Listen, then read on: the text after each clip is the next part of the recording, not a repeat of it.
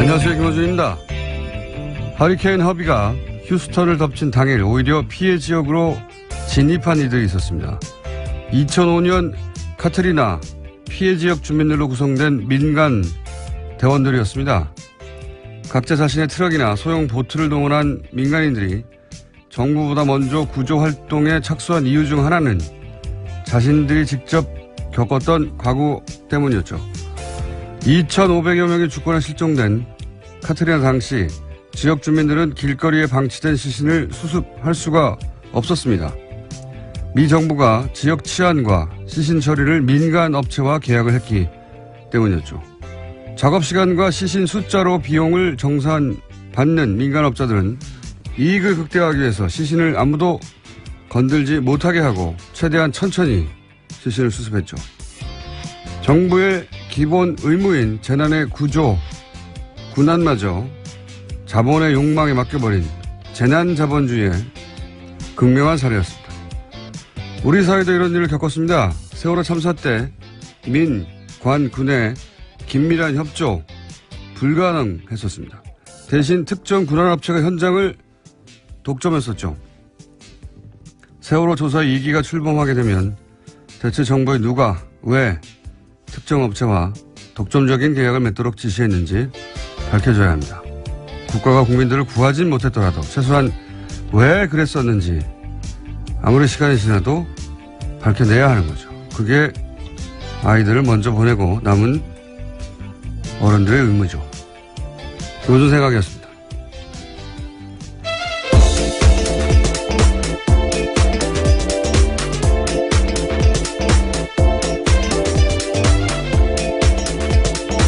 시사인의 김은지입니다. 자, 이거 언론에서 그 얘기를 별로 안 하는데, 예. 언제입니까, 이게? 2005년이니까. 12년이 지났네요. 예, 카트리나, 예. 예. 지금 휴스턴도 그때 못지않은 이제 피해를 입고 있어요. 예. 네, 더 위력이 셉니다. 지금 4등급 허리케인이거든요. 미국에서는 아주 큰 뉴스죠, 이게. 그런데 그런 일이 실제 있었습니다. 예. 우리나라에서 그렇게 크게 보도가 안 됐는데, 이라크 전에 투입됐던 경비업체들, 전쟁을 아웃소싱하냐? 뭐 이런 얘기를 했었죠. 그 업체들이 경비를 맡고, 그 다음에, 시신 수습을 또 장례 업체에다가 맡겼어요, 민간에. 정부가 하는 게 아니라. 그러다 보니까 시신을 건들면 수익이 줄어들잖아요.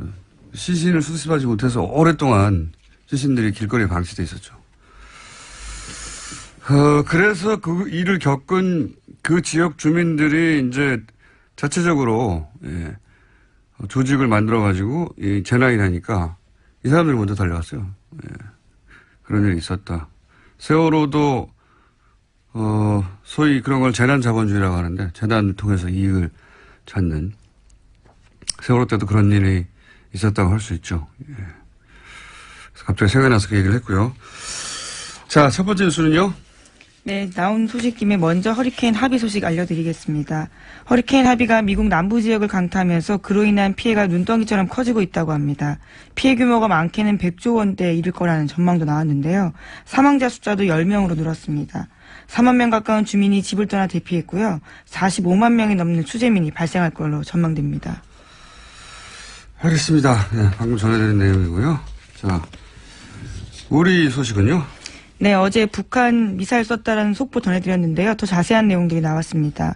어제 북한이 평양 순안 비행장에서 탄도미사일 한 발을 동해 방향으로 발사했습니다.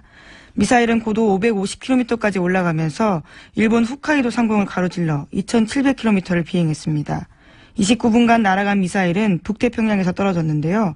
북한 발사체가 일본 열도 상공을 통과한 것은 과거에 몇 번 있는 일이지만요. 무기화된 미사일은 이번이 처음입니다. 5번째인가, 뭐, 4번째가 그럴 거예요. 예전에 뭐, 대포동 때도, 90년대도 넘어갔었어요. 예. 그리고 최근에 또 인공위성이라고 하고, 그때도 뭐, 일본에서는 난리가 났었는데, 이번에는 아주 기다렸다는 듯이, 예, 준비된 난리가 났어요. 예. 신칸센을 30분간 중단시켰거든요. 지하철도 네, 멈췄죠. 예, 주민들도 피난 명령하고, 휴교도 했습니다. 뭐. 방송에서 수상한 사람 보면 신고하라고. 미사일 넘어가는데 수상한 사람이 땅 위에서.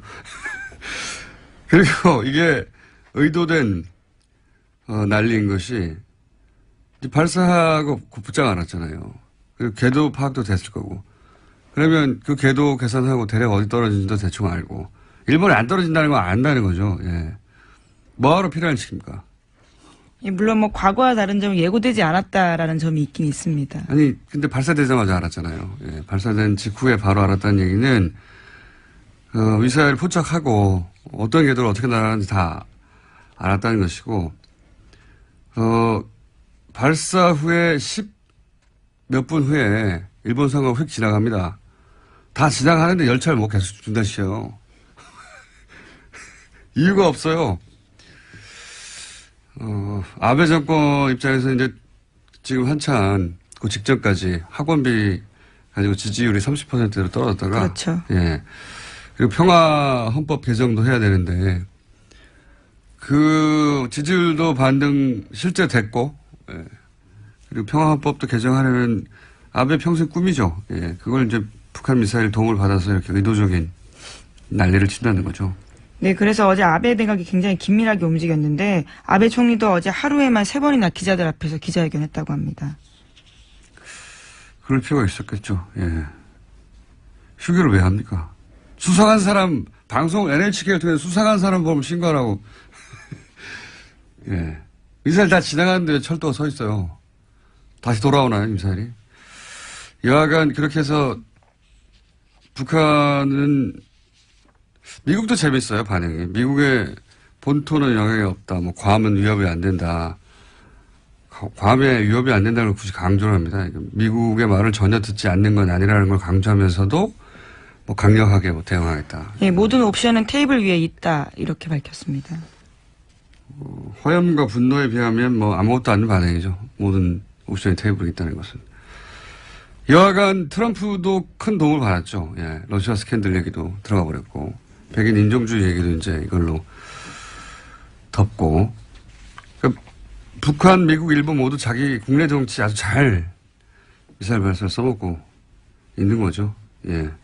북한이 이미 훨씬 더 긴 사정거리로 쏠 수 있다는 걸 증명했잖아요. 그럼 더 짧은 거리는 당연히 쏠 수 있겠죠. 예. 그 자체로는 큰 대수가 아니고 사실은 이제 북한이 제시한 미국의 조건이 뭐 마음에 들지 않았거나. 네. 이런 그래서 이제 압박을 하면서 더 나은 조건으로 대화를 모색하는 그런 의도 아니겠냐 하는 분석도 일본에서도 해요. 근데 이게 상식적인 분석인데 우리나라에서 이런 소리를 하면 이제 친북이라고 합니다. 예. 당연한 분석인데 이런 걸 못하게 한 세월이 한 10년 되다 보니까. 자, 어쨌든 미사일 발사하고 우리도 그래서 전투기 출격시켜서 폭격훈련도 하고. 예. 네, 문재인 대통령이 강력한 대북 응징 능력 과시하라고 지시해서요. 이에 군이 즉각 전투기로 북한 지휘부를 섬멸하는 폭격훈련을 실시한 겁니다. 과거 정보와의 차이라면, 예. 그때는 대북 휴전선에서 방송을 했죠. 네, 대북 방송했었습니다. 네, 우리 전투기를 출격시켜서 폭격훈련을 한다. 이런 게 아니라 대북 방송을 가만히 있지 않겠다면서 대북 방송을 했죠. 네, 뭐 소녀시대 같은 걸그룹 노래도 틀기도 하고요. 일종의 예. 심리전을 펼친 겁니다. 북한이 미사일 발사하면 그렇게 대응을 했었고 과거 정권과 차이가 있다면 이쪽에서도 그 무력 시위를 하는 거죠. 우리 남한도. 그리고 나선 그래도 대화를 통해서 해결해야 된다. 두 가지 메시지를 동시에 내는 겁니다. 현재는. 여하간 각국이 장사를 잘하고 있다. 북한과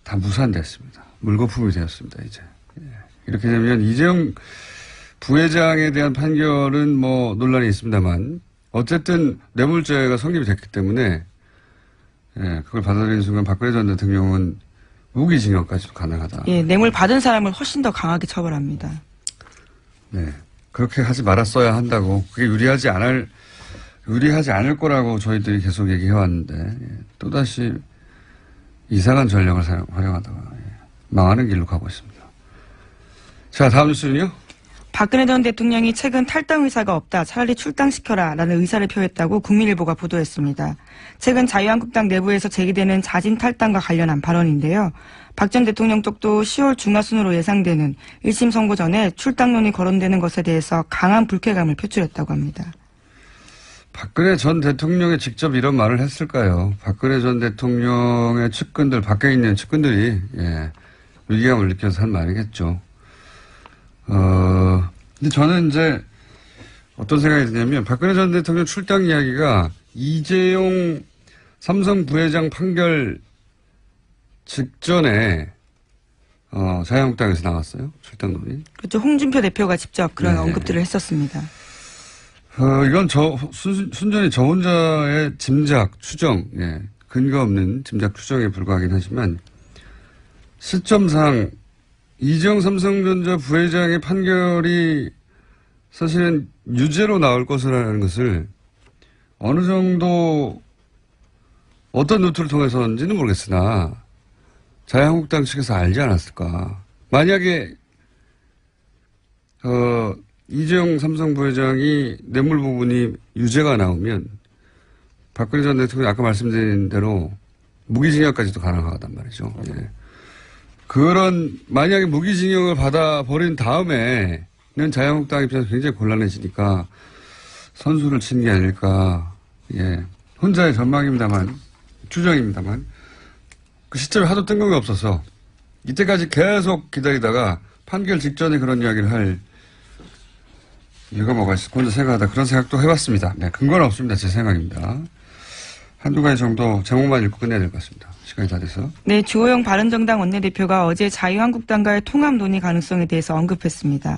언론 인터뷰를 통해서요. 박근혜 전 대통령 출당과 친박 8쪽에 대한 책임 있는 모습이 보이면 통합 논의가 활발해질 수 있다라고 이야기한 겁니다. 주호영 바른정당 원내대표가. 예. 예. 이 이야기는 대선 전에 계속 있었던 사실 친문을 제외한 나머지 연대 오랫동안 얘기했었죠. 이걸 3당 합당이라고 제가 표현해 왔었었는데 뭐 그걸 다시 시도하는 겁니다. 될지는 모르겠지만. 자, 그러면서 또 홍준표, 안철수 두 전 대선 후보가 만났고요. 그죠? 네, 대선 이후 처음으로 만났는데요. 당대표가 돼서 예방격으로 만난 겁니다. 그 자리에서 문재인 정부 정책을 비판하는데 한 목소리를 냈습니다. 대선 후보 토론 때 쳐다도 안 보겠다고 했던 안철수 후보나 당시 초등학생이라고 했던 홍준표 후보가 이제 아주 반갑게 다시 만나서, 예, 친하게 사진을 찍었습니다. 안철수 대표는 정신이 다 됐어요, 정말. 여러 차례 끼는 거지만. 자, 오늘 여기까지 해야 될 것 같습니다. 시사인의 김은지였습니다. 감사합니다. 연속 3회입니다. 뉴스공장. 연속 3회가 아니라 연속 5회군요. 예. 지난주부터 따져면. 짧게 연속 5회.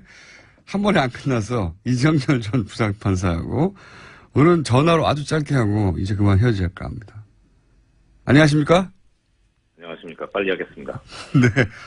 이게 이제 워낙 중요한 판결이라 저희가 한번 전체 구조를 파악해 보려고 하다가 하도 이야기가 길어져서 매번, 예, 오늘까지 왔습니다. 오늘은 짧게 하고 끝내죠. 예.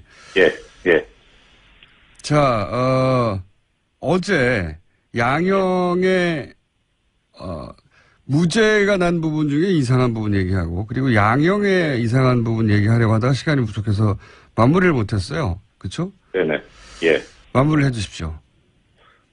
지금 양형 부분에 있어서 이제 불리한 부분은 어제 쭉 말씀을 드렸고요. 그다음에 유리한 부분에 대해서 지금 판결이 근거로 든 게 세 가지인데, 예. 하나는 수동적이라는 거, 예. 그다음에 적극적으로 먼저 요구하진 않았다. 두 번째는 이제 청탁하고 나서 그 결과로 삼성 쪽에서 어떤 유리한 결과를 얻었다는 사실까지 확인되지 않았다. 아, 청탁의 결과로 삼성이 유리한 결과를 얻었다는 게 확인되지 않았다고요? 네, 그렇게 판결문 되어 있습니다. 아니, 승계 작업이 완료됐으면 유리한 결과 얻은 거 아닙니까? 그러니까요. 그러니까 그 부분 따로 말씀드릴게요. 네. 그리고 또 하나는 이제 그 승계 작업이나 지배구조 개편 작업이 삼성 그룹이나 이제 계열사 이익에도 기여하기 때문에 혼자만 이득을 취한 건 아니다. 이건 이제 잘못된 거라고 어제 말씀드렸거든요. 네. 이렇게 세 가지를 들고 있는데요. 예. 일단 이제 조금 전에 이제 공장장님 말씀하신 부분 관련해서 예. 이 판결에서 인정하고 있는 부정한 청탁의 내용이 뭐냐면 어떤 적극적인 유리한 결과를 얻으려고 했던 게 아니라 대통령이 태클 걸지 말라는 거였잖아요. 네네. 태클 안 걸었잖아요. 예. 그 목적을 달성한 거죠. 그렇죠. 예, 그러니까 부정한 청탁의 결과 목적이 달성됐으니까 보통은 이제 뇌물을 줄 때 어떤 목적 달성을 위해서 주고 그리고 목적이 달성이 되면 그것을 안 좋은 정상으로 판단을 하는데 네. 감안을 하는데 그 목적이 달성됐으니까 안 좋은 정상으로 가야 될 게 오히려 유리한 정상으로 지금 재판부가 오판을 해버린 거예요.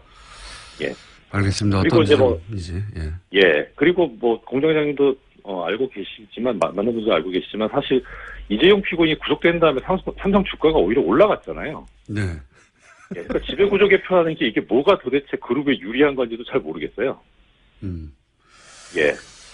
그래서 이런 것들을 좀 따져보면 일단 재판부가 나열하고 있는 걸 봐도 불리한 정상 부분이 워낙 크거든요. 뇌물 액수도 크고 정경유착이라는 본질도 그렇고 그래서 단순 비교해도 사실 그런데 유리한 정상은 또 오판을 해버리기까지 해가지고 이게 도대체 형을 낮게 정하고 뭐 깎아주고 집행유예까지 할 만한 사안이 아닌데 이렇게 해버린 게 정말 이거 재벌 봐주려고 한 게 아닌가 하는 강한 의심이 드는 거죠. 이 부분. 알겠습니다. 그 판단을 잘 이제 이해했고요. 그러면 항소심이 이제 당연히 이어질 텐데 그렇죠. 뭐가 쟁점이 될까요? 일단 1심 판결이 뭐 잘못된 거긴 한데 그래도 법원 관행이 1심 판결을 존중하고 있기 때문에 요새 경향이 그래서 쉽게 바뀔 것 같지는 않거든요. 그래서 일단 특검이나 피고인 쪽 모두 1심 판결을 전제로 소송 전략을 세우지 않을까 싶어요. 네. 그런데 이제 유무죄 부분에 하여튼 너무 시간이 없으니까 양형 부분만 얘기하면 일단 특검 부분은 조금 전에 말씀드린 이제 부당한 결과가 있었다 유리하게 그 부분을 어떻든 증명을 하려고 할 거고 그다음에 피고인 쪽에서는 지금 불리한 정상으로 피해 회복이 안 됐다는 걸 들고 있거든요. 횡령 부분이. 그러니까 공탁을 하든지 뭐 피해 변제를 하려고 하겠죠. 돈을 예를 들어서 회사한테 그렇죠. 뭐 몇백억 가량 손해를 입혔는데 그걸 이재용 부회장이 사비로 공탁을 해서 아니 그럼 피해 회복하면 될 거 아니냐 이렇게 나올 수 있다는 거죠. 그렇죠. 예. 그래서 그런데 이제 두 가지를 비교를 해보면 사실 특검이 해야 될 부분은 좀 어려워요. 쉽진 않아요. 나올 건 다 나왔기 때문에. 근데 이제 삼성 쪽에서 할 거는 상대적으로 쉽거든요. 돈만 공탁을 하면 되니까. 피해 회복을 했다. 그렇죠. 그러니까 이게 특별히 이게 유죄가 무죄로 뒤집히고 무죄가 유죄로 뒤집히고 이런 부분이 없다면은 사실 감형이 이루어질 가능성이 항소심에서 상당히 높아요. 그래서 이제 그렇게 되면 5년이니까 절반까지 할 수 있으니 뭐 2.5년 혹은 뭐 어쨌든 3년 이하가 되면 집행유예가 가능하니까 그 집행유예를 풀어주려고 그렇죠. 아니냐.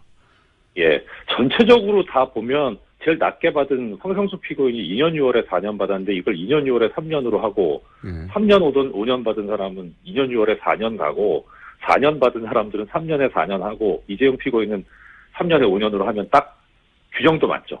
이렇게 하면. 그렇군요. 이제 그거 문제는 전문가들 눈에는 이게 딱 보이는군요. 근데 이제 관심이 있는 거는 공장장님께서 아까 말씀도 하셨는데 사실 이게 지금 키포인트는 이제 박근혜 전 대통령이에요. 네. 그러니까 소송 전략상 안 나왔었는데 계속. 근데 이게 한번 제가 언제 기회가 있으면 말씀드리겠지만 한명숙 전 총리 재판하고 비교해보면 상당히 그걸 벤치마킹한 것 같은 느낌이 들어요. 그러니까 한명숙 전 총리 같은 경우에 그 재판에서는 참 묘하게 그 대법원에서 무죄 추정의 원칙을 뒤집어버리고 그냥 피고인이 무죄 증명을 못했기 때문에 유죄다 이런 논리 구조를 취했거든요. 네. 그래서 박근혜 피고인 같은 경우에도 굳이 자기가 얘기를 하는 것보다는 가만히 입을 다물고 있는 게 오히려 더 소송 전략상 유리하지 않겠냐 이렇게 했을 가능성이 상당히 높아 보여요. 출석까지 안 하는 거 보면 출석은 보통은 하거든요. 증언을 거부할 수는 있지만. 그래서 근데 지금 판결문 보면은 뭐 일단 수동적으로 삼성 측에서 그랬다는 거니까 뭐 박근혜 전 대통령 쪽에서 능동적으로 먼저 달라 그랬다는 거잖아요. 그렇게 되는 거죠, 그리고, 논리가. 예, 또 하나는 미르재단이나 K스포츠재단은 강압이 있었다는 거고. 예. 이거를 이제 결국 깨고 나와야 되는 그런 상황이니까 가만히 있어가지고는 될 문제는 아닌 것 같아요. 박근혜 전 대통령한테는 굉장히 불리하게 작용할 수 있는 판결이긴 합니다, 이번에. 그죠? 예, 그렇죠. 예. 그래서 아마 나오지 않을까 싶긴 한데 그 과정에서 이제 지금 이 판결이 취하고 있는 구조가 개별적인 현안에 대해서는 구체적으로 뭐 삼성 측에서 얘기한 게 없고 묵시적인 청탁이 있었다는 거니까 삼성 측에서 예를 들어서 뭐 개별적인 현안에 관해서 언급을 한 적이 있다. 예. 이런 식의 증언이 나오면 1심 판결에서 이 형을 낮게 선고한 구조가 완전히 깨져버리는 거죠. 개별적인 얘기를 해버렸다는 거니까. 그러니까 요는 박근혜 전 대통령 측에서도 이제는 가만히 있지 않고 이재용 부회장에게 불리한 진술을 할 수도 있다는 말씀이시군요. 그렇죠. 본인이 살기 그렇게 위해서. 되면, 예. 예. 그러면 이 1심 판결의 구조가 깨져버리니까 항소심에서 특별히 뭐 유무죄가 뒤집히는 부분이 없어도 형량이 올라가야 되는 그런 상황이 돼서 사실 박근혜 전 대통령 부분이 상당히 이제 뭐 주목이 되지 않나 그렇게 싶습니다. 이제는 같은 편이 아니라 이제 서로 등을 돌릴 수도 있다는 말씀을 하시면서 새로운 이야기일 걸 던져서 다시 한번 나오시려고. 네? 자. 역시 예리하십니다. 판사님 오늘 여기까지 하겠습니다. 감사합니다. 네, 고맙습니다. 네. 지금까지 이정열 전 부장판사님이었습니다. 최순실 국정농단이 세상에 알려지는데 매우 중요한 역할을 했던 고영태 씨. 현재 재판을 받고 있죠. 어제도 공판이 있었습니다. 이재용 박근혜 전 대통령의 공판도 중요합니다만 고영태 씨를 잊지 않는 것도 중요하죠. 해서 진행사항 중간 체크 간단하게 해보겠습니다. 고영태 씨 변호인 김명민 변호사 연결되어 있습니다. 안녕하세요. 네, 안녕하세요. 네. 간단하게 고영태 씨 혐의를 다시 정리해 주시죠. 네, 지금 고영태 씨는 3가지 혐의로 재판을 받고 있는데요. 알선 수재, 그리고 사기, 마지막 하나는 사설 경마장 운영을 했다라는 혐의입니다. 자, 어제 알선 수재 혐의 관련해서 증인신문이 이루어진 걸로 아는데 네. 어제 증인신문은 어떻게 진행됐습니까? 네, 이제 어제와 지난 금요일 이렇게 짧은 기간 내에 그 증인신문이 이루어졌는데요. 네. 돈을 주었다는 사람, 예. 그리고 세관장으로 임명된 사람, 그리고 관세청장으로 임명된 사람, 네. 3명이 나와서 증인으로 진술을 했습니다. 일단 돈을 줬다는 사람의 진술 때문에 사실은 지금 구속된 거 아니겠습니까? 예. 네네, 맞습니다. 네. 그런데요? 알선수재라는 게 세관장을 고영태와 최순실을 통해서 세관장을 안 될 사람을 임명하면서 네. 고영태가 돈을 주었다라는 제3자한테 돈을 받았다라는 이런 구조거든요. 인사청탁을 하는데 중간에 돈을 받았다는 거죠. 예. 네. 일단 인사청탁의 대상이 됐던 승진했던 사람이 돈을 준 게 아니라 네. 제3자가 돈을 줬다라는 것도 좀 특이한 그렇죠. 구조입니다. 네. 어쨌든가 돈을 주었다라는 사람의 진술은 일단은 신빙성이 많이 떨어졌습니다. 뭐 잘 기억이 안 나고 자기가 돈을 준 건 맞는데 나머지 사실들은 대부분 다 기억이 잘 안 난다라는 그런 얘기들을 했고, 예. 그리고 돈을 준 면목에 대해서도 뭐 그거는 이제 구체적으로 진술을 했는데 나머지 2 공무원들이 돈을 줬다라는 사람의 진술과 완전히 상반된 진술을 해서 돈을 줬다라는 사람의 진술이 상당히 많이 흔들리고 있는 상황이긴 합니다. 그렇군요.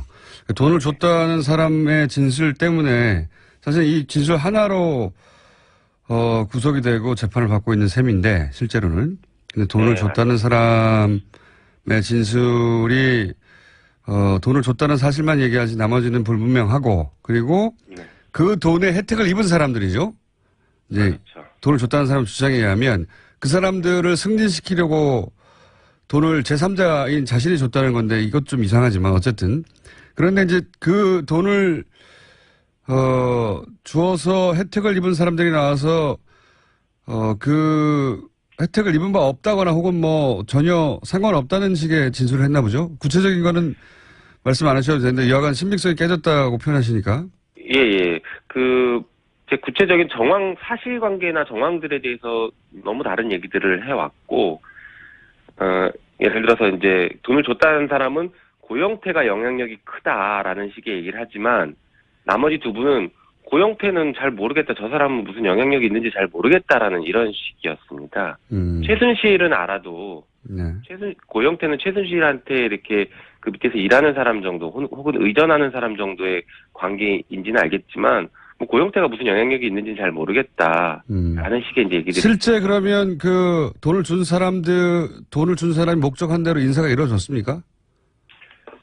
승진 같은 경우들은 이루어졌는데 예. 돈을 준 사람은 그 나중에는 명목 자체를 또 바꿉니다. 자기의 승진과 관련해서 돈을 줬다라고 또 말이 그래요? 바뀌었거든요. 그렇군요. 네. 그런데 이제 본인의 승진과는 사실 상관이 없다라는 게 나머지 두 명의 진술에 의해서 매우 구체적으로 확인이 됐습니다. 돈을 줬다는 사람의 진술과 상반되는 진술이 나머지 두 증인으로부터 나온 거군요. 한마디로 말하면. 네. 이게 이제 저희가 일종의 허위 자백이라고 부르는 것인데요. 허위 자백을 하는 사람들의 특징이 있습니다. 이게 무지의 폭로라는 것이 있는데 이제 진술을 하는데 그 객관적인 사실과 너무 달라서 객관적인 사실을 들이대면 진술을 계속 번복하는 이런 모습을 이제 우리가 무지의 폭로라고 부르는데 전형적인 그런 모습들을 많이 보여줬고 그 내밀한 사정, 진짜 범행을 저지른 사람만 알 수 있는 내밀한 사정, 그걸 이제 우리가 비밀의 폭로라고도 부르는데 비밀의 폭로는 거의 없었습니다. 그래서 이게 허위 자백일 가능성이 높다라고 그렇게 분석을 할 수도 있었습니다. 변호인 측의 주장입니다. 참고해서 들으시고, 예. 어쨌든 공판이 진행 중이니까, 더 디테일한 거는 다루지 않도록 하고요. 또한 이제 저희는 중간 체크 해보려고 하는 거거든요. 어떻게 진행되고 있나. 그리고 이제 그 처음부터 이 사건은 그 매우 이례적이라고, 이럴 수는 없는 일이라고 여러 차례 주장을 하셨는데, 공판이 진행되는 과정에서 혹시 이례적인 점들이 있습니까? 네, 좀 특이한 점이 있는데, 검찰이 신청했던 증거를, 지금 철회를 일부 하고 있습니다. 검찰이 자신들이 신청했던 증거를 철회하고 있다고요? 네네네, 맞습니다. 보통 검찰은 한번 증거를 신청하면 변호인들이 이건 상관없는 증거니까 철회해라 얘기를 해도 철회를 거의 안 하거든요. 그래서 추가하죠, 이 오히려. 사건은 네. 그런데 이 사건은 특이하게 신청했던 증거들을 철회를 하고 있고 증인들을 철회를 하고 있습니다. 근데 저희가 그 최초의 고영태 재판을 국민참여 재판으로 하자라고 신청을 했을 때 검찰의 반박 논리가 증인이 너무 많아서 국민참여 재판이 어렵다라는 게 반박 논리였습니다. 그런데 이제 와서 증인들을 지금 철회하고 있어서 이게 왜 모순된 행동들을 하느냐라고 저희가 뭐 좀 약간의 반발이 있긴 있었습니다. 그런 내용이 있었고, 또, 이 재판을 굉장히 빨리 끝내고 싶어 한다는 얘기도 들었는데요. 예. 그건 어떻게, 그 이유를. 네, 보십니까? 그게 이제 검찰이 증거나 증인을 철회하면서 내세운 논리가 재판이 빨리 끝나야 된다는 것이었고, 그 근거로는 그 고영태의 구속기간이 11월경에 만료가 되기 때문에 이제 그 전에 재판이 빨리 끝나야 된다라는 논리였습니다. 예. 그런데 이렇게 증거가 많고 다툼이 있고 이제 뭐 변호인들 판단이긴 하지만 결정적인 증인의 신빙성이 무너지고 했다라고 하면 저희는 보석으로 예. 불구속 상태에서 재판을 좀 충분히 준비하면서 천천히 진행을 해도 된다라는 저희는 생각을 하고 있는데 오히려 예, 저희의 생각과는 이제 전혀 달리 검찰은 재판을 빨리 끝내야 된다라는 것을 굉장히 강조를 하고 있고 재판부도 일단 뭐 피고인이 구속된 상태이다 보니까 재판은 구속 기간 내에 빨리 끝내야 된다라는 기본적인 원론적인 입장을 가지고는 있습니다. 이건 뭐 어떤 측면에서는 박근혜 전 대통령이 선고가 되기 전에 유죄로 끝나면 박근혜 전 대통령에게 유리한 국면이 일정 정도 있을 수 있으니까 그렇게 빨리 끝내려고 하는 거 아닌가 이런 의구심이 들 수도 있겠습니다. 이런 사안은. 네, 뭐 그런 의심을 해볼 여지는 있죠. 특히나 이제 최순실 씨의 재판도 결국엔 최순실 씨 재판, 박근혜 전 대통령의 재판의 결정적인 그 최초 그 제보자였고 네. 그 전체 흐름에서 제일 중요한 중심축을 맡고 있었던 사람이 고영태였는데 고영태가 어쨌든간 무엇인가로 유죄, 특히 국정농단 사건 관련해서 개인의 이익을 뭐 취했다라고 유죄가 만약에 인정이 된다라고 하면 그쪽 재판에서는 뭐 유리한 국면이 그렇죠. 진술의 신빙성이 흔들린다든가 그걸 네, 맞습니다. 들고 나와서 그쪽 변호인단이 그런 주장을 하겠죠. 아무래도. 예. 뭐 어쨌든 네, 그런 의구심이. 네네, 맞습니다. 마지막으로 한 가지만 더 여쭤볼게요. 이명박 전 대통령 아들 이시영 씨가 자신의 마약 투약 의혹이 제기된 것과 관련해서 또 고영태 씨에게 소송을 제기했다고 언론 보도가 됐는데 그 부분은 어떻게 진행되고 있습니까? 네, 그 민사 소송 제기를 해서 며칠 전에 고영태 씨가 소장을 받았습니다. 그런데 아직 변호인에게 전달이 되진 않았고. 민사라는 건 손해배상 청구를 했다는 얘기인가요? 네, 맞습니다. 이시영 씨가 아마 1억 원 손해배상 청구를 한 것으로 알고 있고요. 그 소장을 저희가 전달받아서 조만간 이제 답변서 제출하고 본격적으로 대응을 할 예정입니다. 특이하네요. 이런 경우에는 뭐 허위사실을 유포나 형사로 하지 않습니까? 민사로 왜 네, 했을까요? 보통 이제 형사로 하는 경우가 많은데 네. 아마 민사 소송을 제기한 것은 뭐 여러 가지 이제 고려를 했을 것으로 보여지긴 합니다. 근데 형사로 고소를 하게 되면 기본적으로 그렇다면 이시영 씨가 마약을 했는지 안 했는지에 대한 조사가 이루어질 가능성이 높거든요. 그렇죠. 그게 사실인지 아닌지를 판단을 해야 되기 때문에. 그렇지만 민사로 넘어가게 되면 그러한 입증 책임 같은 것들은 아무래도 그 이제 피고 그 말을 했던 사람들에게 전가될 가능성이 높기 때문에 민사를 택한 게 아닌가 싶습니다. 그렇군요. 굳이 그래서 민사를 한 거군요. 입은 닫게 만들면서 본인은 조사를 받을 대상에서 빠지는 전략. 네. 이렇게 이해되어 있군요. 알겠습니다. 앞으로도 챙겨보겠습니다. 감사합니다. 네, 고맙습니다. 고영태 씨 재판 어떻게 진행되고 있는지 챙겨봤습니다. 고영태 씨 변호인 김영민 변호사였습니다. 자, 세 번째 법조인 나왔습니다. 법조인 연속 오늘은. 왜냐하면 최근에 사건들은 다 네. 법과 관련 있는 사건들이 그러게요. 왜 이렇게 시끄러워요, 나라가. 양지열 변호사님. 예, 그냥 안녕하세요. 이제 별명 필요 없이 양지열 변호사님이라고 부르겠습니다. 내가 그냥 수능을 하니까 재미가 없으시죠? 예, 그렇게 받아들면 안 되거든요. 다 저항하고 그래야 되는데 재미가 없어요. 알겠습니다. 그냥 양변. 딴 데서 자꾸 다른 방송에 자꾸 이상한 별명을 붙여서. 다른 방송에서도 별명이 있어요. 뭐가 있습니까? 못 밝히겠어요. 차마. 그게 더 흉측해서 차라리 악마가 나을 뻔했어. 그건 뭡니까? 싫어요. 안 가르쳐 드릴래요. 양 언니라고. 양 언니. 야, 저 PD 저 제작진이 명예훼손입니다, 이거. 방금 제작진이 저한테 문자로 알렸습니다. 양 언니. 예. 그러고 보니 주제로 넘어가시죠. 어울리네요, 양 언니. 예. 굉장히 감성도 이렇게 예민하시고, 예. 오지랖도 넓으시고. 왜 얘기를 꺼내가지고 차라리. 자, 오늘은 뭡니까? 네. 오늘 이제 원세훈 전 원장 드디어 이제 판결 선고가 있죠. 네. 참 말도 많고 탈도 많고 대법원까지 갔다가 다시 내려와서 이제 뭐 판결이 연기가 되니 변론이 제기가 되니 했었는데 결국은 그대로 굳어져서 원래 계획대로 오늘 판결 선고를 합니다. 새로 나온 오늘 판결이 나니까 이제 이거 나오면 이게 최종이잖아요. 네, 그렇죠. 네. 사법 제도를 통해서는 아니 뭐 똑같은- 대법원 다시 올라갈 수도 있죠. 다시 올라갈 수 있습니다. 예. 항소를 했는데 만약에 그 판결이 네. 마땅치 않다라고 하면 원세훈 전 원장이 다시 대법원 또 가달라고 할 수는 있습니다. 어쨌든 30이니까.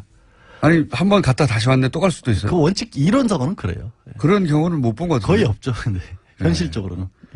그러니까 근데 이게 1심에서는 워낙에 유명해졌던 게 정치 네. 개입은 했는데 선거 개입은 아니다라는 판결로 네.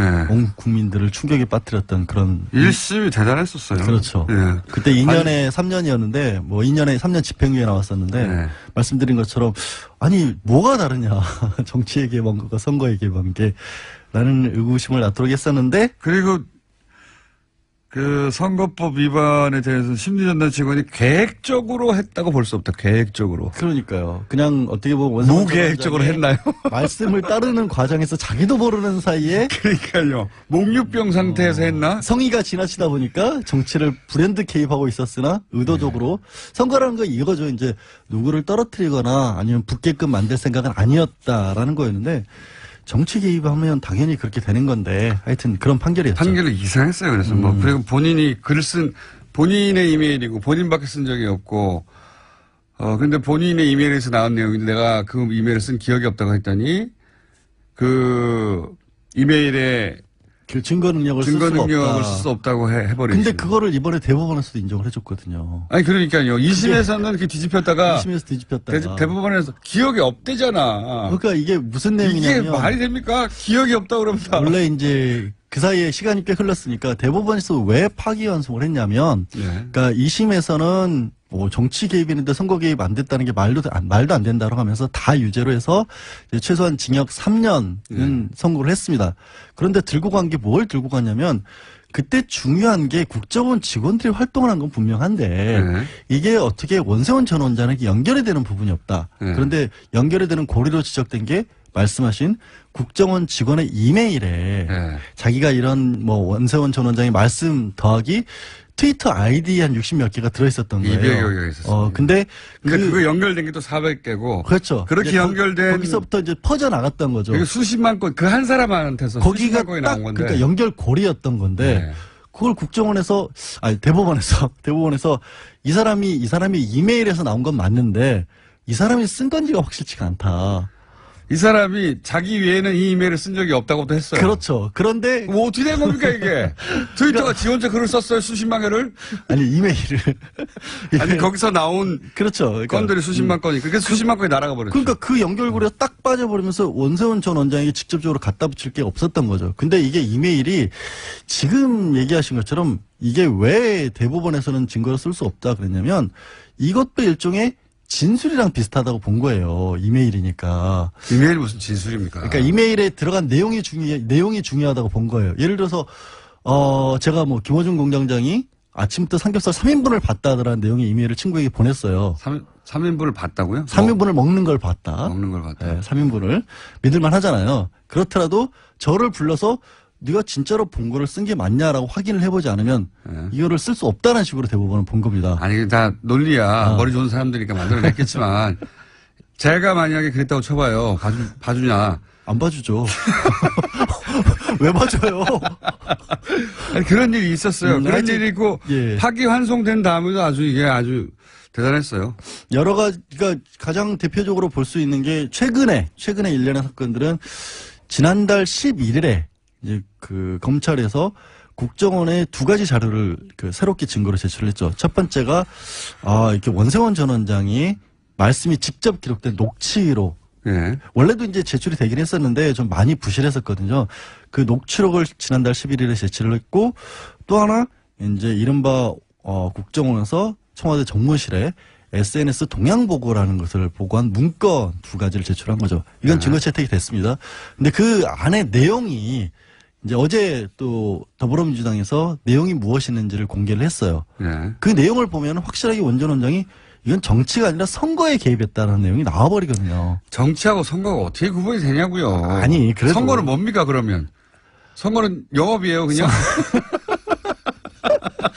손님 끌어놓은 다음에 뭘 팔지가 정치인 거고 손님 끄는 게 이제 영업이자 선거인 건데 어제 내용이 보면 언론을 줘 패라 마음에 안 들면 이런 내용도 나오는데 직접 선거와 관련된 얘기들이 많이 나와요. 뭐냐면 아니, 너무 당연한 거고요. 국정원이 지지를 하지 않으면 선거에 당선할 수가 없다. 뭐 90몇 년도 총선에서는 국정원이 지지하는 후보들이 아예 나갔다. 아니, 후보도 국정원이 골라서 골라라고 했는데요. 뭐. 그리고 결정적으로 이거 좀 참 뼈아팠을 것 같더라고요. 2011년에 박원순 시장이 당선된 건 피부숍 사건 때문이다. 네. 네. 그렇게 분석한 누가 거군요. 책임이 있다라고 봐야겠죠. 모르겠습니다. 저는. 어쨌든 30초 남았는데. 30초 남았어요 벌써? 네, 30초 남았는데 네. 내일 또 나오시려고 그러는 거예요? 저는? 아니 그건 아니고요. 이정열 판사님 방송 듣다가 나도 저렇게 해야지 하시면 아니요. 근데 오늘 같은 경우는 지금 말씀드린 자료들이 다 검찰에서 증거 채택이 됐기 때문에 새롭게 변론을 제기해서 다시 한번 다 너무 일이 커졌으니까 보자고 했는데 법원에서는 그냥 양형에 참고하면 되니까 사건의 유무죄를 판단할 수 있을 정도로 이미 됐다라고 해서 오늘 선고를 하기로 한 겁니다. 그래서 유죄다 무죄다? 유죄죠. 예. 아니 그러니까 예상을 해보자면 유죄 3년 6개월에 4년 나올 거예요 아마. 내일 따지겠습니다. 양절 변호사였습니다. 자, 가장 많은 문자가 오는 시간입니다. 노르가즘 정의당 노회찬 원내대표 나오셨습니다. 안녕하십니까? 네, 안녕하십니까? 예. 저희가 이제 1주년 공개 방송을 계획하고 있거든요. 예, 언제죠? 그게 이제 9월 20 며칠인데 26일인가 그렇습니다. 예. 저희가 이제 공개 방송을 할 때 노회찬 대표님이 나오셔서 첼로를 연주할 거라고 저희 작가들이 다 굳게 믿고 있습니다. 제가 얘기했죠, 그때. 예. 우리 하겠다고. 우리 김어준 공장장께서 네. 정의당 입당하면 제가 자, 그럼 하루 입당했다가 탈당하겠습니다. 예. 그럼 제가 한 마디만 캐겠습니다. 뭐 이런 거 있잖아요. 자, 말씀을 이렇게 하시면 아마 맹렬히 연습에 들어가실 거예요.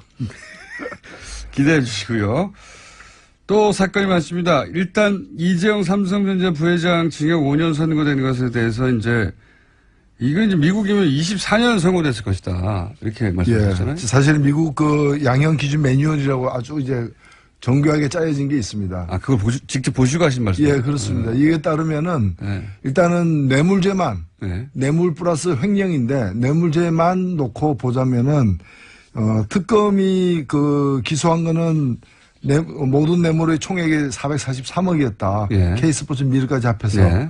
그래서 특검 주장이 받아들여진 걸 기준으로 하면은 최소 24년 4개월. 네. 이고요. 최소. 예, 최소. 왜냐하면 이 경우에도 이제 양형에 따라서 최장 30년 5개월까지 받을 수 있습니다. 근데 특검 주장 중에서 이제 K스포츠 미르는 안 빠지고. 받아들여지고 예. 승마 부분만 이렇게 77억만 인정됐잖아요. 네. 재판부의 주장에 네. 따르더라도 미국 같은 경우는 이게 최소 15년 네. 그리고 최장 19년. 최소가 15년이라는 예. 근데 이게 다 횡령을 빼고 뇌물만 가지고 따진 거고요. 네. 횡령까지 보태게 되면 여기서 더 늘어나겠죠. 뭐 9개월로 재산을 도피하는 것도 빠진 거고요. 그렇습니다. 오로지 예, 그것도 빠진 거죠. 네. 그러니까 뭐 20몇 년 최소 20몇 년 선고되었을 것이다. 그러니까 어찌 보면 이거는 뭐 판사 재량보다도 한국의 법률 자체가 이런 범죄들에 대해서 이런 반사회적 이 범죄들에 대해서 관대하게 지금 법이 되어 있기 때문에 그렇습니다. 그러니까 이 재벌들에게 한국 사회가 좋은 사회죠. 한국의 법이 대표님에게는 굉장히 가혹했던 것은 제가 기억하고 있습니다. 법도 가혹했고 그다음에 이제 법을 또 잘못 제가 볼 때는 아마 그것도 청와대에서 논의를 하지 않았나. 그렇겠죠. 네. 국회의원직을 상실하셨잖아요. 네. 그러니까 그게 아마 그런 이제 청와대 비서실 회의 같은 데서 그래서 저는 그거 한번 좀 들여다보고 싶어요. 이번에 청와대에서 발견된 그 파일. 네, 본인 그 시기가 제가 대법원에서 그 판결 받던 그 시기에 해당되더라고. 그러고 보니 삼성과 대단한 악연이 삼성 엑스파일을 이제 공개하셔가지고 통신비밀보호법인가요? 예. 뜬금없이 적용당해서 그 직을 상실하셨죠. 국회의원 진짜 어렵게 됐는데. 근데 이번에 이재용 재판에서 제가 하나 꼭 지적하고 싶은 건 뭔가면은 이 감형을 굉장히 많이 했어요, 사실은. 네. 그러니까 뇌물죄 적용을 갖다가 최소화한 것도 K스포츠 미를 뺀 것도 문제지만은 이제 나머지를 놓고 보더라도 최소 형량만. 이 감형을 많이 했는데 감형 사유 중에서 기가 막힌 게 이 대표적인 게 국민연금에게 압박을 가해가지고 제일모직과 그 삼성물산을 합병시킨 거잖아요. 이 행위가 유죄 판결을 받았는데 감형 사유가 뭔가면은 그러나 이 행위가 이걸 통해서 이제 삼성의 승계 작업, 증여권 승계 구도를 이제 만들어낸 이 그 범법 행위가 이재용 개인의 이익만이 아니라 계열사의 이익에도 기여했으므로 감형한다 이래 돼 있어요. 계열사의 이익은 이재용의 이익이 아닌가요? 그렇죠. 그럼 예를 들면은 도둑이 돈을 훔쳤는데 그 돈을 가지고 생활비로 내놨다 일부를. 그러면 도둑 개인만이 아니라 가정의 이익에도 기여하였으므로 감형한다. 식당 가서 그거 가지고 뭐 비싼 밥 사 먹으면은 국가 경제에도 기여한 바 있으므로 감형한다. 이게 말이 되는 얘기냐 이게. 식당 주인의 복지에도 기여했으므로 감형한다. 이런 거 아닙니까? 그러니까 이거는 부당이익이기 때문에 원천적으로 범법 행위를 통한 부당이익이고 예를 들면 작물이잖아요. 훔친 물건인데 그 훔친 물건을 가지고 누구한테 그 동네 사람에게 나눠줬다 그래가지고 동네 화목에 기여한 바 크므로 감형한다. 이게 말이 안 되는 거죠. 동네 사람도 아니에요. 본인이 오너인. 그리고 그 계열사라는 게 그 본인 이익이 결국에 본인에게 이렇게 집중되는 건데 말이죠. 자, 그 대목에 대한 지적 굉장히 많은데 또 하셨고 이렇게 되면 이재용 부회장에게는 물론 뭐 이재용 부회장에게 너무 과한 징역이 선고됐다고 하는 측도 있긴 합니다만 이재용 부회장이 말씀하신 대로 그렇게 많이 감형을 받았다면 반면에 어쨌든 뇌물죄는 적용이 됐기 때문에 박근혜 전 대통령 재판에는 아주 불리하게 작용할 수 있다. 이렇게들 얘기해요. 그렇습니다. 예. 제가 볼 때 2심에 어떻게 될 것이냐가 이제 관심들이 많은데 이 뇌물죄가 무너지지 않는 한 네. 일단 뇌물죄가 유지되는 한 더 이상 감형되기 힘들다라고 보는 거죠. 박근혜 전 대통령은 못해도 10년 이상이 나오게 되는 거죠. 이렇게 되면. 그렇죠. 제대로 된 재판을 한다면은 예. 그래서 오늘 얘기 나눈 이정열 전 판사는 박근혜 전 대통령의 전략을 바꿔서 이제는 이재용 부회장이 불리한 진술을 할 수도 있다. 본인이 살려고. 이때까지는 운명 공동체였는데 법에 건져서 보자면 박근혜 전 대통령이 본인이 적극적이었고 이재용 삼성 부회장이 소극적이었다고 판결이 된 거니까 예. 아니다. 예. 저쪽에서 적극적으로 요청했다고 말을 할 수도 있다. 예. 이제 뭐 그렇게 되면 이전 투구가 되는 거죠. 예, 진흙탕에서 이제 두 분이 뒹구는 거죠. 자, 뒹군다. 네. 제가 한 말 아닙니다. 자, 다음은 안철수 전 대표가 일각에서는 일자 통과 못하는 거 아니냐. 예. 그 결선 투표까지 가는 거 아니냐고 했는데 턱걸이로 51%로 예. 넘어갔습니다. 넘어가서 결선 없이 당선이 됐는데 이거 어떻게 해석하십니까? 51%. 예, 뭐 선거란 것은 어쨌든 한 표라도 이기면은 그렇죠. 이제 승자가 되는 것이고 룰에 의한 것이니까 큰일 날 뻔한 거죠. 어찌 보면은 큰일 날 뻔했죠. 조금 못 얻었으면 결선으로 가는 네. 거고 결선 갔으면은 이번 그 득표 결과를 보니까 결선 갔으면 이기기 힘들었던 그렇죠. 경우니까. 51%가 아니라 49%였으면 51%가 다른 쪽으로 갔다는 네. 얘기가 되는 거니까. 근데 여하튼 이겼으니까 예. 뭐 이긴 데에는 그냥 넘어가는 거죠. 어쨌든 당선 자체는 성공이라고 볼 수 있는데 또 이게 지금 만만치가 않겠다 싶은 게 저도 한번 얘기한 적이 있는데 한 분 제외하고 여성위원장 한 분 제외하고는 근데 여성위원장은 또 안철수계로 분류되지 않아요. 안철수계로 분류되는 최고위원들은 다 원외 국회의원이 돼본 적이 없고 보통 국회의원들 이런 분들을 국회의원 지방생이라고 막 이렇게 낮춰 부르는데 국회를 경험한 적 없고 그리고 이제 지도부가 됐는데 아무도 본회의장에 못 들어가고 법안도 제출할 수 없고 표결에도 참석할 수 없고 이러면 나머지 40여 명이 이르는 국회의원들이 이 지도부의 판단을 존중할 것인가 경험상 어떠십니까? 예, 이게 좀 불안정 요소가 아무래도 있는데 이 당이 처음 만들어지는 어떤 동기, 네. 배경 자체가 그 안철수 대표의 어떤 대권 도전을 위해서 만들어진 거 아닙니까? 본질은. 네. 그렇기 때문에 이 당의 어떤 정체성 자체가 그 안 대통령 만들기였기 때문에 아무래도 안철수 대표 중심으로 하는 쪽과 또 여기에 소극적이나 반대하는 쪽으로 분리될 수밖에 없는 거죠. 그래서 지도부와 현역 의원들이 분리된 셈이 됐어요. 지금은. 사실은 그 지도부도 이제 안철수 1, 안철수 2, 안철수 3 이렇게 되는 거기 때문에 네. 다 이제 여러 세력들이 연합으로서의 한 또 주류를 형성하고 있는 게 아니고 네. 그냥 안철수로 대표되는 이제 구심력 있는 그런 세력이라고 봐야죠. 최고위원들은 이렇게 되면 사실 안철수 전 대표의 뜻에 누구도 거스릴 생각도 없고 거스릴 수도 없고 그러니까 안철수 최고위원들은 있지만 안철수 대표 혼자 있다고 봐야 되는 거죠. 그렇죠. 안철수 친정 체제고 네. 그렇죠. 안철수가 대표 아닙니까? 네. 전체를 또 대표하고 그런 여기 상황입니다. 서느냐 제가 이제 궁금한 것은 왜냐하면 제가 이제 국회의원들이 예.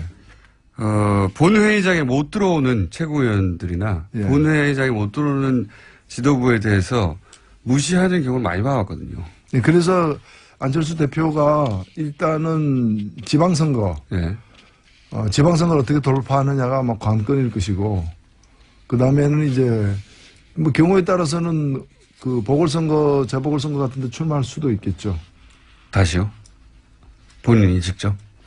뭐 정치인이 그럴 가능성도 있죠. 정치인이니까. 그 지방선거가 이제 그 가장 큰 통과해야 될 지금 1차 목표이기 때문에 그래서 더 그렇겠지만 자유한국당과 국민의당과 바른정당이 이렇게 저렇게 합친다. 뭐 각자 백가정명이에요. 각자 아이디어들이. 그런 가운데 그 홍준표 대표하고 안철수 대표도 대표로 처음으로 만났죠. 후보 대 후보로 만나다가. 예. 굉장히 재밌는 장면이었는데. 논평하실 부분 없습니까?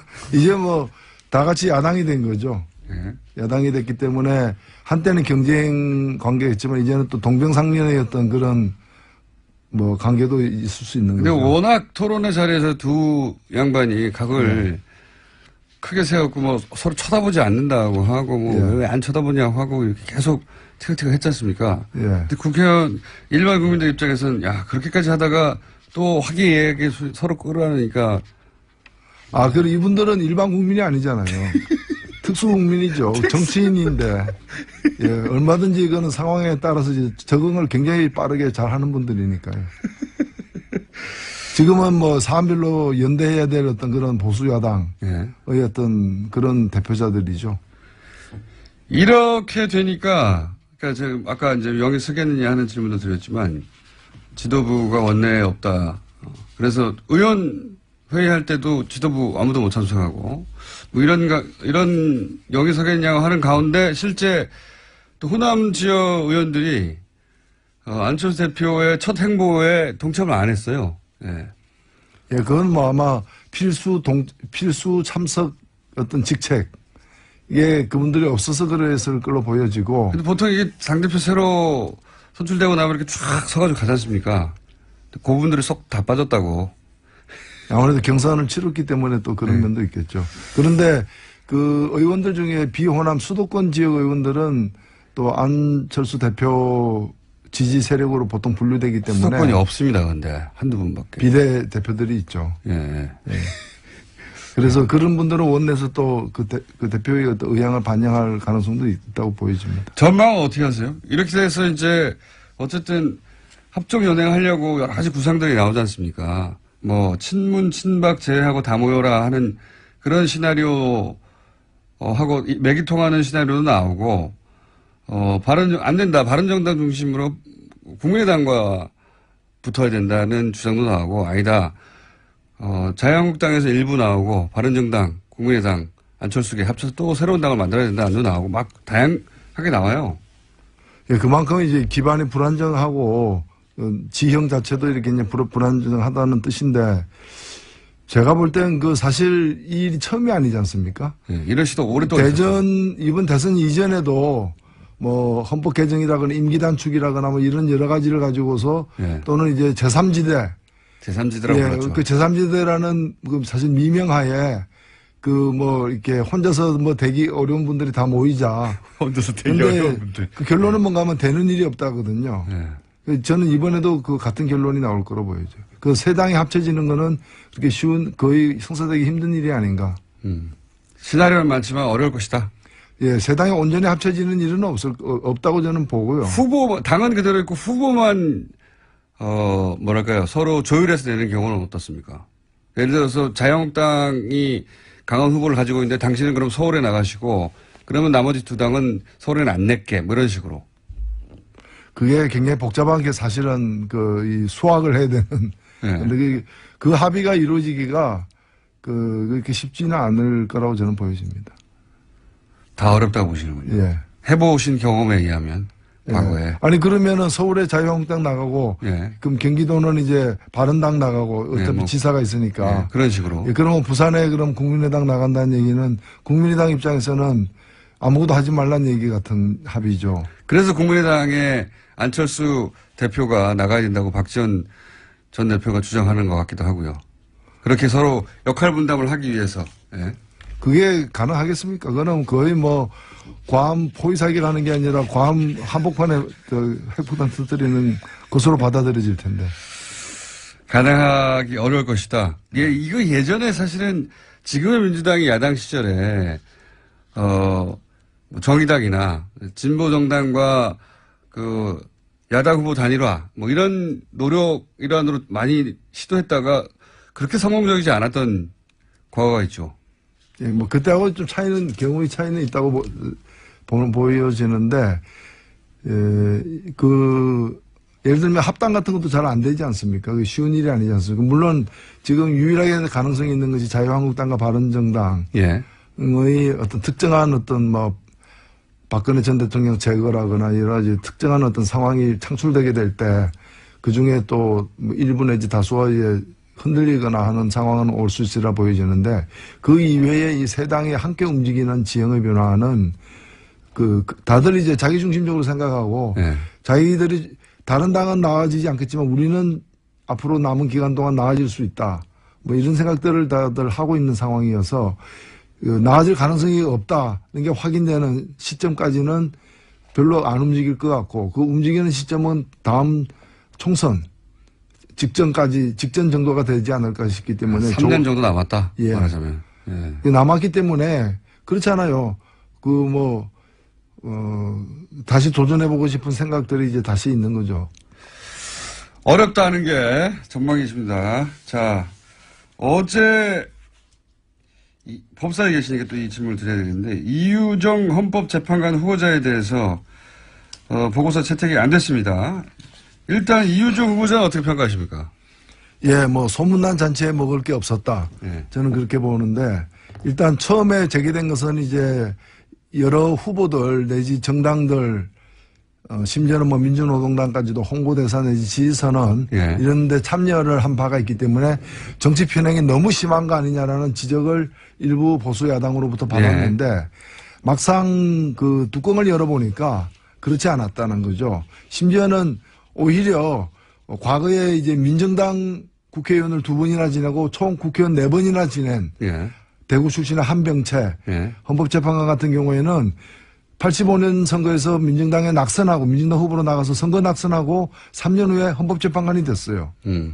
뭐 그건 평민당 출신도 이제 그런 분이 계셨고 그래서 국회의원을 아예 했던 분들도 나왔다. 예, 당적을 가졌던 분들도 나왔는데 제가 이유정 이 후보자에게 당적 가진 적 있냐 하니까 없다 그러는 거예요. 그리고 수백 명이 이렇게 지지하는 그런 어떤 선언에 소수 약자들을 대변하는 정치 세력이기 때문에 이름을 올렸다. 뭐 이런 정도 가지고 정치 편향이 있다고 볼 수 없는 것이고요. 그다음에 경제적으로 뭐 몇 가지 흠이 있는 거 아니냐 했는데 다 소소한 뭐 딸에게 유학 비용으로 송금한 것이 딸이 이제 뭐 갑자기 이런 일 당하니까 계좌 하나를 갖다가 이제 신고를 덜 하고 나중에 신고한. 근데 이 액수가 다 뭐 증여세를 갖다가 내지 않기 위한 어떤 불법 증여나 이런 흔적을 찾기 힘들었기 때문에 문제가 없는 거고 유일하게 남은 게 한 4년 동안에 주식 투자해서 10억 벌었다는 건데. 그런 실력도 있으니까. 예. 이제 그게 이제 국내 경제 사정에 왜 계속 그쪽으로 안 하고 이쪽으로 왔느냐 뭐 이런 질문이 왜 외래는 법피처럼 안 하고 왜 또 헌법재판관 되려고 하느냐. 근데 뭐 그런 얘기 할 수는 있지만 거기 불법이 없는 한. 예, 그렇죠. 그러니까 이게 지금 뭐 보고서 채택을 안 했는데 보면 이게 다 법사위인데 그래도 기본적으로 우리가 무죄 추정의 원칙이라는 게 있잖아요. 증거가 나오기 전까지는 무죄로 추정을 해야 되고 또 판결이 내려지기 전까지도 그래야 되는데 여기는 보면 유죄 추정의 원칙이에요. 아니라는 게 확실시 않은 다음에는 무조건 유죄로 추정하겠다. 당신은 안 된다. 뭐 이런 거라서 제가 볼 때는 야당들이 뭐 보고서는 채택 안 했지만 이 끝까지 이렇게 강하게 반대할 명분, 이유를 찾지 못했다. 이렇게 보여집니다. 그러니까 한마디로 잡아내지 못한 거군요. 예. 뭐 어찌 보면은 좀 많이 이렇게 8명 중에서 보수가 6명이나 되고, 그리고 뭐 5명 이상이 서울대 법대 출신이고, 뭐 이런 여러 가지 상황을 또 한 명을 빼고 다 남성이고, 뭐 이런 걸 볼 때 오히려 균형을 잡아줄 적절한 이 인선이었다. 저는 그렇게 생각됩니다. 그런데 채택이 되긴 될까요? 지난 경험을 보면 이게 이제 대중적으로 이슈가 되면 어떻게든지 길게 끌고 가고 사람들이 관심이 없으면 금방 통과되더라고요. 근데 일단은 이거는 뭐 대통령이 그냥 임명해도 되는 경우이기 때문에. 그렇긴 합니다. 예, 뭐 그렇기 때문에 며칠 기다릴 것 같아요. 근데 김희수 헌법재판관 그 문제가 더 먼저 지금 표결에 오르지 않겠는가. 아직도 벌써 거의 2달째 그냥 공전하고 있는데. 그리고 이 자리에서 이 발언도 화제가 됐습니다. 친박계죠. 오선이나 됩니다. 정가윤 의원이 문재인 대통령이 헌법을 지속적으로 위반해서 탄핵해야 한다고 주장을 해가지고 또 크게 화제가 됐어요. 어떻게 보십니까? 그 자리에 계셨는데. 예, 글쎄요. 저도 뭐 신문에서 봤기 때문에. 아, 그 자리에 안 계셨군요. 예, 발언할 때는 저의 발언 후에 발언을 한 건데. 네. 뭐 그렇게 크게 화제가 되지는 않았어요. 그 종편에서는 크게 화제가 됐습니다. 예? 종편에서는. 그거는 화제라기보다는 화제를 일으킨 거죠. 불을 질른 거죠. 뭐. 뗄감이 없으니까 이런 거 가지고 이제. 그리고 포탈에 이게 기사가 올라가게 댓글이 엄청 많이 달리긴 했습니다. 예, 그거는 봤습니다. 예. 봤는데, 뭐 제가 볼 때는 그런 또 생각을 가진 분도 있구나. 예. 굉장히 드물긴 하지만. 드물긴 예. 하지만. 저는 이 심리가 궁금해요. 그러니까 본인도 탄핵이 실제로 자신이 한 근거대로 될 리가 있다고 생각하지 않았을 거 아닙니까? 설마 오선이나 국회의원 하신 분이 탄핵 사유 몇 가지 얘기하고 정말로 이런 사유로 문재인 대통령이 지금 탄핵이 될 거라고 생각 안 했겠죠. 예. 그죠? 그러니까 본인도 본인이 한 말이 그렇게 될 거라고 생각 안 하잖아요. 안 하죠. 예. 근데 이제 본인도 본인의 주장을 믿지 않으면서 왜 이런 주장을 그 당 대표도 그런 얘기를 한 번 한 적이 있는데 임기를 못 마칠 거다. 예, 그렇죠. 그런 얘기 탄핵 당할지 모른다. 뭐 네. 이런 게 뉘앙스로. 마치 이제 자신들이 당했기 때문에 아직도 그 충격에서 그 외상후 스트레스에서 못 벗어나는 거죠. 못 벗어나는 거고 뭐 그걸 또 보복을 했으면 하는 아, 그런 네, 심리. 그런 좀 저열한 그런 복수심 같은 게 이제 있을 수도 있겠죠. 그 복수심에서 한 말이다. 자, 오늘은 그러면 잔잔하게 진행되고 있는데, 예, 한 가지 마지막으로 더 여쭤보고 끝내겠습니다. 서울시장이 안 나가시나요? 아, 저는 지금 창원 시민이자 경남 도민인데 그 예의가 아니죠. 서울시장은 어떻게 전망하십니까? 서울시장. 박원순 서울시장은 아무래도 다시 나올 것 같고, 서울시장은 어떻게 각축이 이루어질까요? 글쎄요, 지금으로서는 뭐 어찌 될지 모르죠, 솔직히. 그렇긴 하죠. 예, 예. 그 워낙에 이제 저 변수들이 있기 때문에 예. 좀 연말 가야 아는 게 아닌가. 지금으로서는 모른다. 본인들도 아마 그렇게 얘기를 다 하시는 것 같고. 정의당에서도 후보를 낼 거죠. 당연히 내야 되겠죠. 예. 예. 당연히 내야 될 텐데. 예. 누가 나옵니까? 그것도 사실은 굉장히 이제 변수가 많죠. 자유한국당에서 누가 나올까요? 글쎄요, 뭐 나오려고 하는 분이 있나요?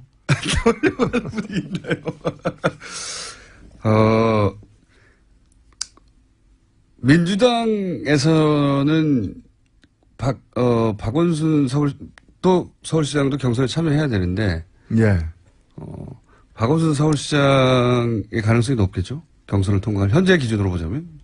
모르죠. 다 모르신다고. 아니요, 뭐, 이제 박원순 시장도 그 거취 문제에 대해서 연말까지 정하겠다라고 일단 네. 그 최근에 공식 입장한 그거. 부인하지는 않는 걸로 보아서는 황교안 어떠십니까? 황교안. 아니, 가능성. 지금이 유신 시대가 아니잖아요. 본인 이제 트위터, 페이스북인가 같은 SNS 활동도 제법 적극적으로 하시고 뭔가 뜻이 있는 것 같은데. 그거야, 글쎄요. 이게 뭐, 학도 혹단 선거도 아니고.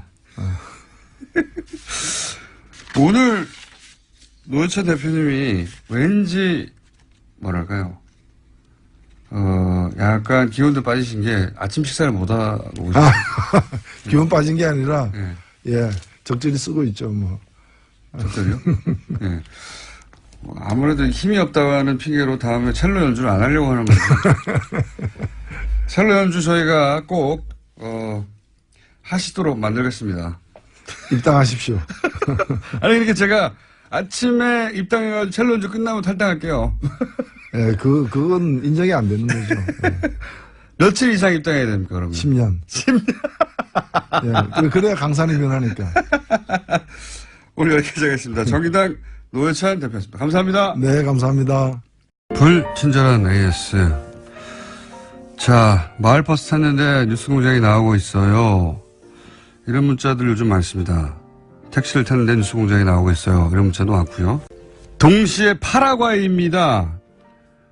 수도 아순시온에서 남쪽 카쿠페라는 도시에서 버스 타면서 듣고 있다. 그러니까 서울 마을버스에서도 듣고 있고요. 파라과이 버스에서도 듣고 있는 뉴스 공장입니다. 네. 그 외에도 휴스턴 이야기도 많습니다. 오늘 허리케인 하비가 휩쓸고 간 휴스턴에 사는 요청자입니다.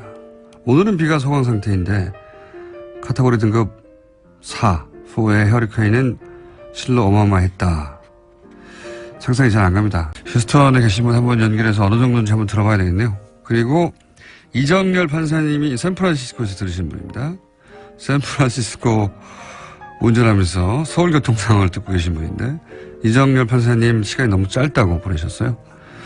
제 생각에는 이정열 판사님의 친인척이 아닐까 싶은데 이건 추정이지만 친인척이 분명하다 싶은 문자가 또 왔습니다. 원종우 님, 창조과학에 대한 말씀 참 유익합니다.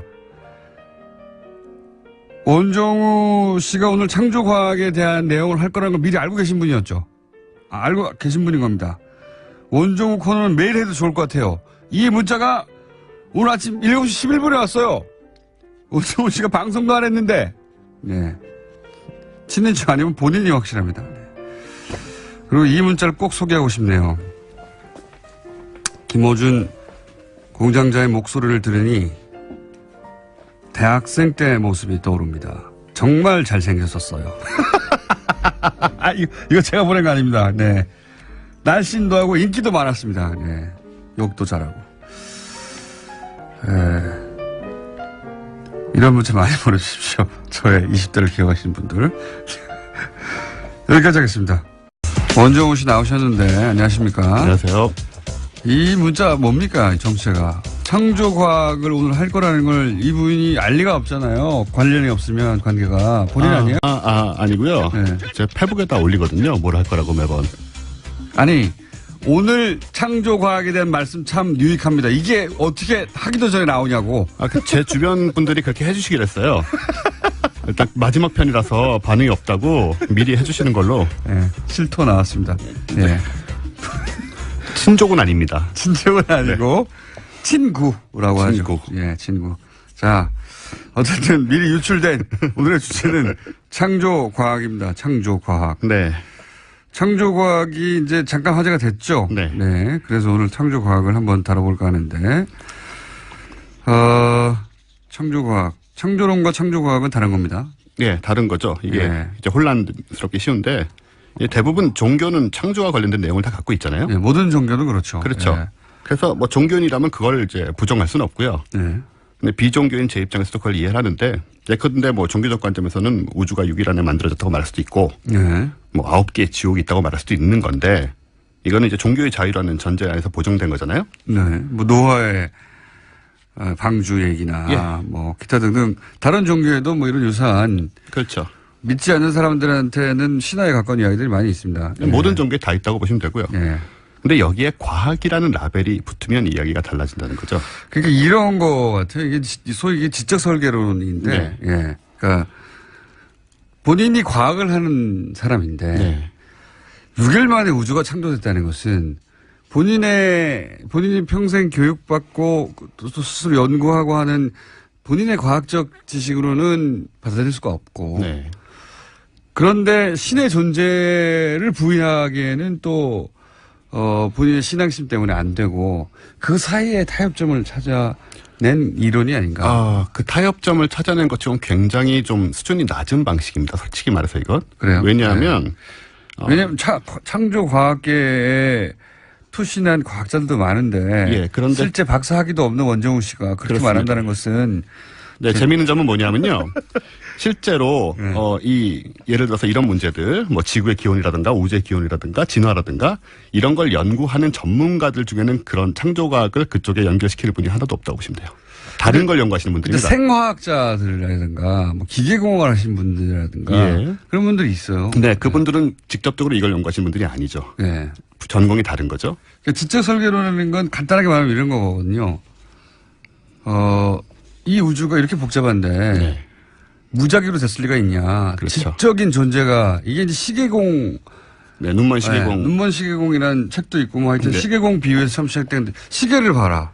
이렇게 복잡한 게 저절로 생겼겠냐? 근데 그것도 훨씬 더 복잡한 예를 들면 인간이나 우주가 누군가 지적 설계를 하지 않았을까? 뭐 이런 거죠. 그게 이제 그런 생각을 할 수 있고요. 네. 사실 상식적으로 떠오르는 생각인데 그렇죠. 거기에 대한 반박, 논리적 반박은 모두 다 나와 있습니다.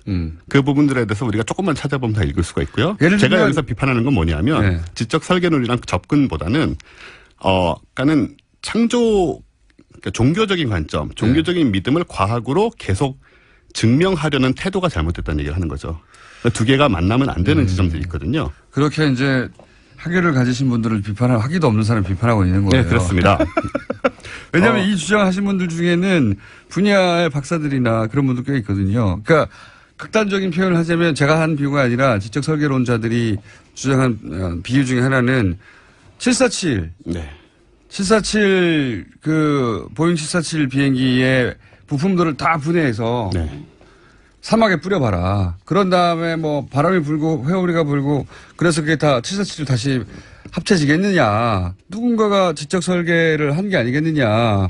비행기보다 훨씬 더 복잡한데 우주는. 이런 비유를 들어서 이제 지적 존재가. 예, 굉장히 잘못된 비유죠. 네. 왜냐하면 기본적으로 생명, 생체라는 것, 생체가 가지고 있는 그 자기 조직력을 무시한 거고요. 두 번째로는 40억 년이라는 시간 타임 스케일을 보지 않는 겁니다. 그것은. 네. 그래서 기본적으로 아주 파기된 논이고요. 그런 거는. 유기체가 40억 년에 걸쳐서 점점 진화하는 것과 네. 다 분리되어 있는 부품들이 스스로는 붙을 수 없죠. 네. 예. 그것과 비교하면 안 된다 뭐 이런 얘기인데요. 그렇죠. 예. 어쨌든 과학이란 라벨이 붙으면 왜 문제가 되느냐. 그러니까 창조론을 비판하려는 것이 아니고 창조론은 창조과학을. 그런 신념의 문제고 신앙의 문제예요. 그렇습니다. 예. 네, 그걸 비판하려는 것이 아니고 그러니까 과학이라는 건 기본적으로 합리적이고 상식적인 추론, 관찰, 관측, 실험을 통한 검증이 있어야 되잖아요. 예. 그렇게 증명된 사실만이 과학으로 인정을 받는 거고요. 근데 이 창조과학의 문제점이라고 생각되는 건 뭐냐면 어떤 특정 종교의 경전이 말하는 주장이 그 경전에 표현된 문자 그대로 사실이라고 확인하는 것이 목적이라고 보이기 때문입니다. 꼭 그렇지 않은 사람도 즉 있습니다. 종교적으로 예. 제시된 것들의 옳음을 증명하는 것이 대전제라는 거죠. 여기서 지적 설계했을 때 지적 존재가 있어야 되니까 그렇죠. 이 지적 존재를 신이라고 하는 거죠. 그렇죠. 근데 신이라고 여기서 하지 우리가 않고, 예. 창조과학이라고 말하는 부분은 그거보다 더 작은 범위입니다. 사실은 일반적인 지적 설계론보다 예. 창조과학이라는 건 고유명사고요. 예. 그러니까 이 창조 관련된 과학이라는 의미보다 훨씬 좁은 영역에 사실 있습니다. 예를 들어서 과학에서는 지구의 나이를 46억 년이다라는 어떤 전제를 깔고 그거를 증명하려고 하진 않거든요. 예. 증거들이 조합돼서 그 답이 나온 거죠. 그렇죠. 답이 이것저것 뭐 검사해보고 네. 예, 반감기 조사해보고 어쩌고저쩌고 그렇죠. 그랬더니 40몇 억 년이라고 하는 이제 추론이 나온 거죠. 그렇죠. 근데 창조과학의 주요 주장 중에 뭐가 있냐면 이 젊은 지구론이라는 게 있거든요. 예. 예. 이건 말 그대로 지구의 실제 나이가 성경에 근거해서 6,000년밖에 안 됐다. 6,000년. 성경이 맞아야 하니까 그걸 이제 네. 예. 이게 이제 좀 과학이라는 얘기를 하긴 어렵다는 것인데 이 근거가 뭐냐 하면 아일랜드의 어셔주교라는 사람이 네. 그 성경 앞부분에 있는 그 족장들, 그러니까 유대의 왕들이죠. 네. 그 왕들의 그 나이를 역추적해서 예. 찾아낸 게 BC 4004년입니다.